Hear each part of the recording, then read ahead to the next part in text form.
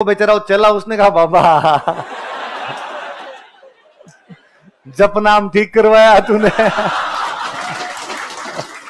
मुझे नाते का भाई महिलाओं क्यों बाहर निकाला, ये वे नैतिक चरित्र के पूरे पक्के भाई, महिलाओं के साथ किसी प्रकार की बदतमीजी नहीं होती। महिलाओं क्यों निकाला भाई, लगता है वो लड़कियां तो और कितनी राजी भी होगी, उन लड़कियों को तो मजे आ गए होंगे, एक उनका तो मिल गया और भाभी वाला लुट गया।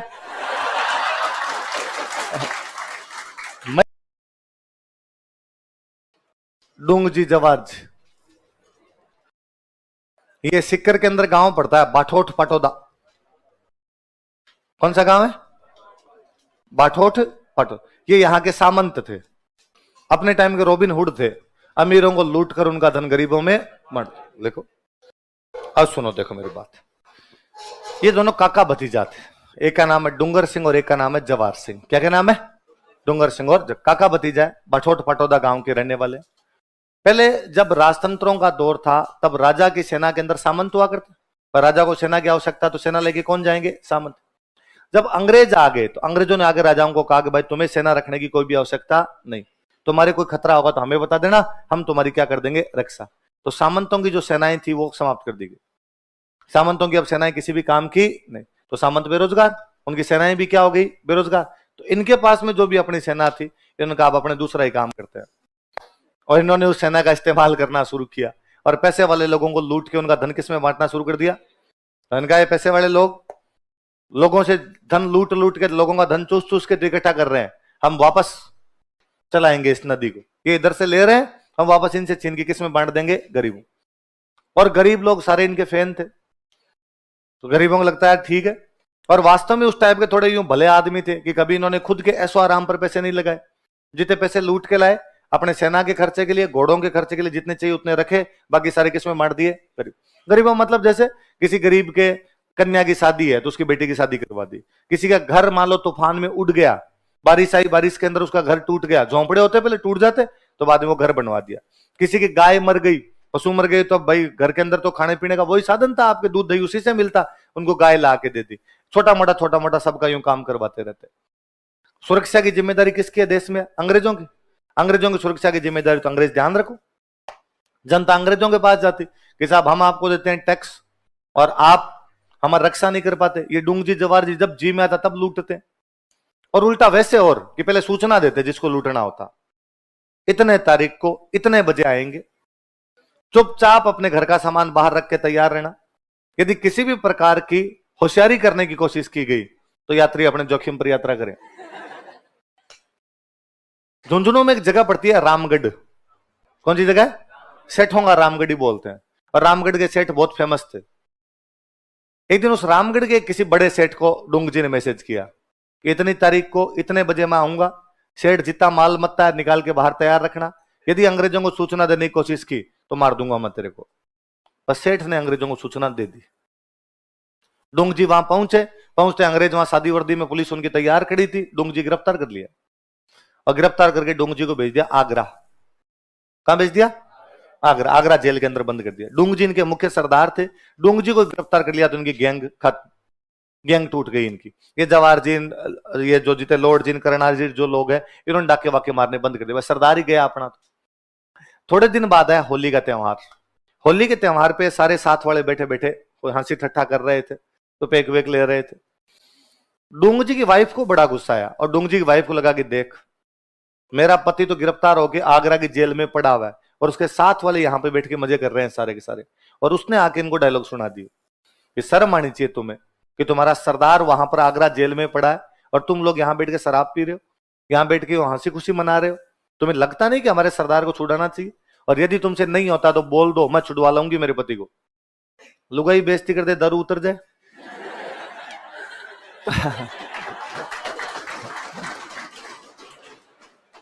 तो एक पीछे तो इतना ज्यादा बजा रहा है, टेबल तोड़ेगा।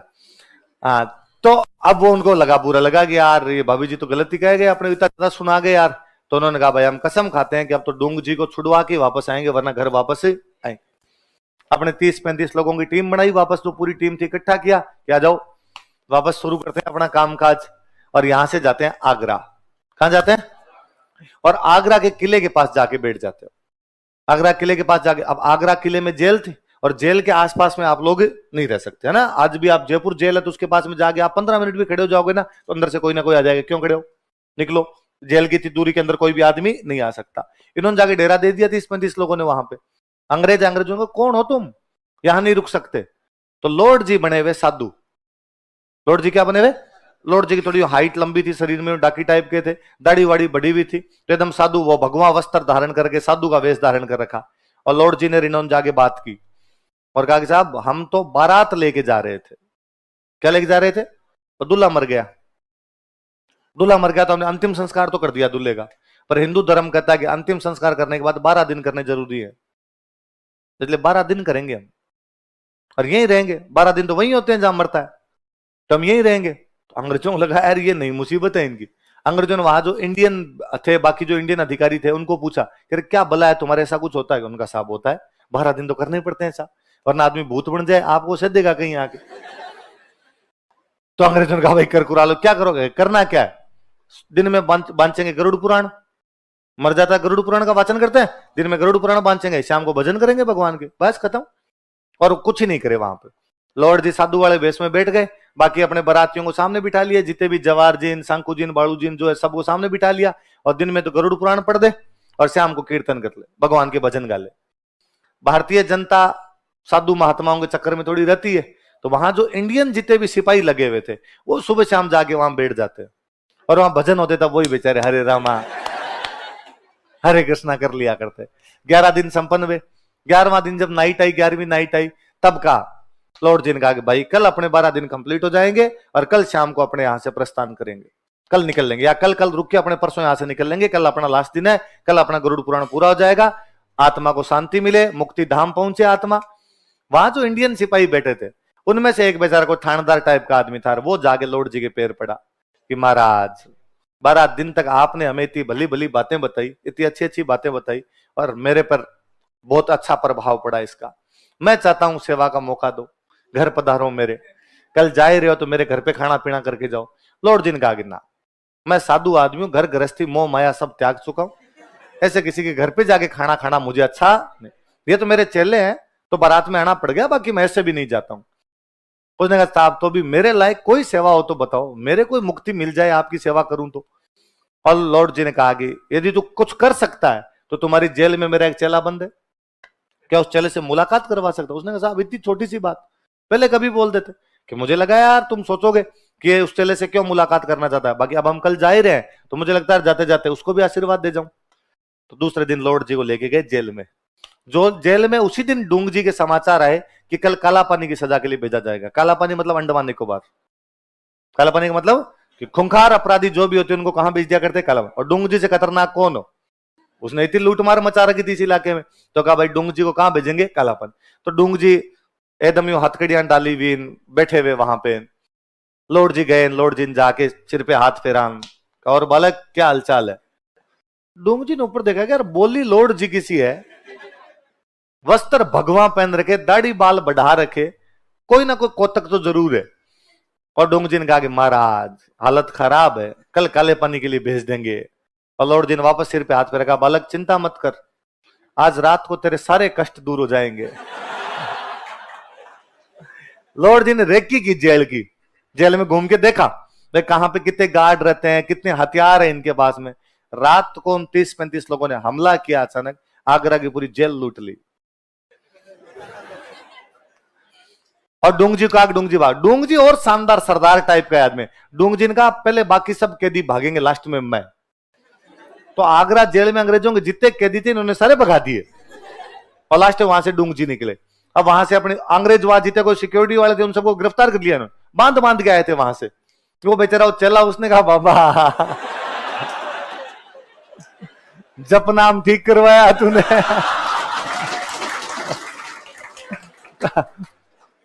वहां से बाहर आए, बाहर आते डूंग जी ने कहा कि यार मेरे सीने में 2 ज्वाला धधक रही है ऐसे। साहब क्या क्या बात हुई?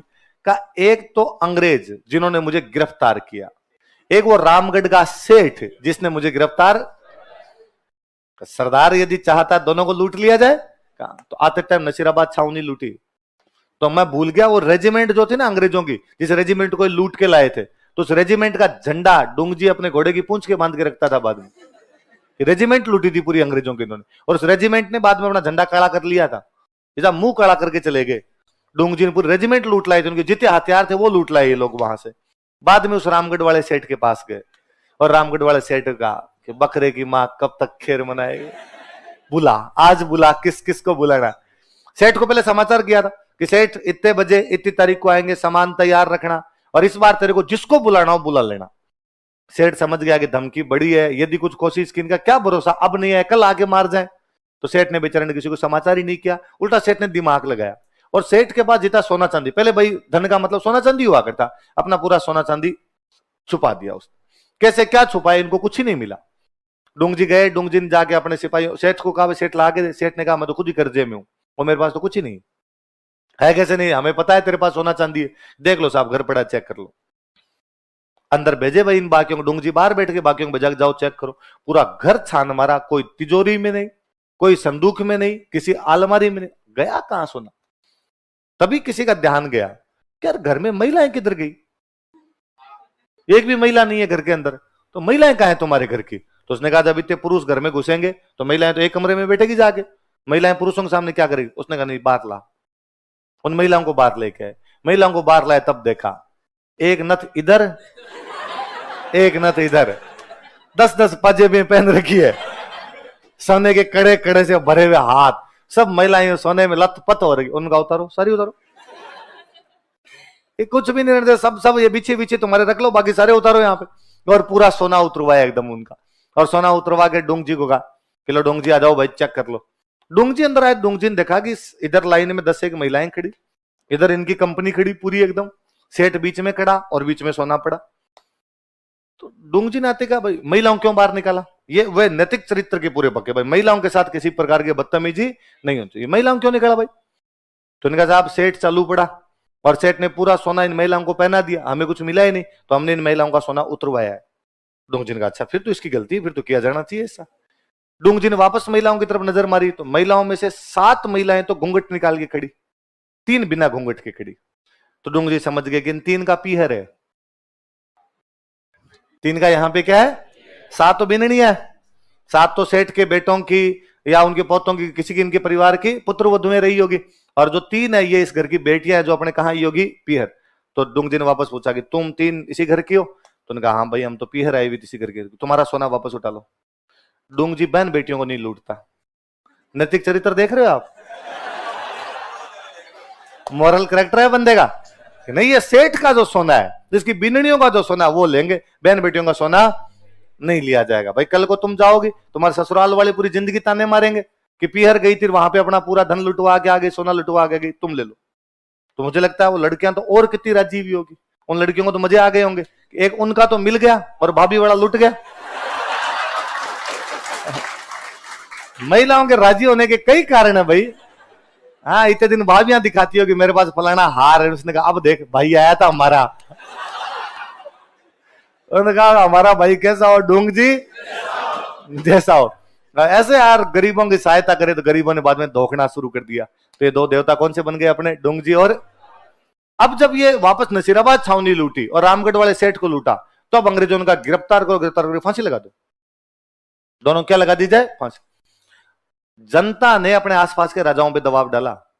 उस समय 2 बड़ी रियासतें पड़ती है अपने, जोधपुर बीकानेर उस साइड के अंदर। जोधपुर का राजा कौन है, तख्त सिंह, बीकानेर का राजा कौन है, रतन सिंह।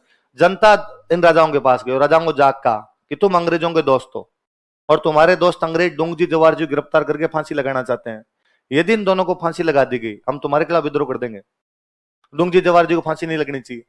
फिर इन राजाओं ने इन दोनों को गिरफ्तार किया। डोंगजी गिरफ्तार किसने किया, तख्त सिंह, और जवाहर सिंह को गिरफ्तार किसने कर लिया, रतन। और इनको गिरफ्तार करके एक को तो मेहरानगढ़ किले में रख लिया और एक को जूनागढ़ में रख लिया। जोधपुर में किला कौन सा, मेहरानगढ़, बीकानेर में किला कौन सा, जूनागढ़, वहां पे रख लिया। अंग्रेजों ने कहा इनको सौंपो, इन्होंने कहा नहीं हम तुम्हें नहीं सौंपेंगे, क्योंकि यदि तुम्हें सौंप दिया तो तुम इनको फांसी लगाओगे, और इनको फांसी लगाओगे तो जनता हमारे खिलाफ हो जाएगी। और तुम्हारे दिक्कत क्या, इनको फांसी क्यों लगाना चाहते हो, क्योंकि जनता को लूटते हैं, अमीरों को लूटते हैं, तो हम इनको बाहर ही नहीं निकलने देंगे, ये रख लेंगे इनको, तो जनता की लूट बंद हो जाएगी, तो तुम्हारे भी ठीक, और इनको फांसी नहीं लगेगी तो जनता के भी ठीक। तो बाद में इनका पूरा अंतिम समय इन किलों के अंदर ही बीता था। डोंगजी जवाहर जी का निधन बाद में इन किलों के अंदर ही होता है। हमारी जनता ने इनके गीत गाने शुरू कर दिए, इनको धोखना शुरू कर दिया, तो हमारे लोक देवता बन गए। तो मुझे याद है 2011 के आसपास आरपीसी का सवाल ही था, हमारे ऐसे कौन से 2 लोक देवता है जो डाकू थे तथा अमीरों को लूटकर गरीबों में उनका धन बांट दिया करते थे, है ना। अभी 2 साल पहले वापस कोई क्वेश्चन था, हमारे कौन से 2 लोक देवता है जिनको कर्म से जोधपुर तथा बीकानेर के किलों के अंदर बंद करके रखा गया था? डोंगजी और जवाहर।